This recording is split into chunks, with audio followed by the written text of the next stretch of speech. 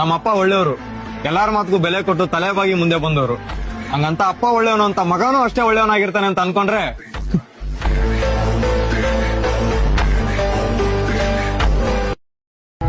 ನೋಡ್ತಿದ್ದಾನ, ನಾ ಯಾರ ತಂಟಿಗೂ ಹೋಗಿಲ್ಲ. ನನ್ ತಂಟಿಗೆ ಬಂದ್ರೆ ಸುಲ್ಕೆ ಬಿಡಕ್ಕೆ.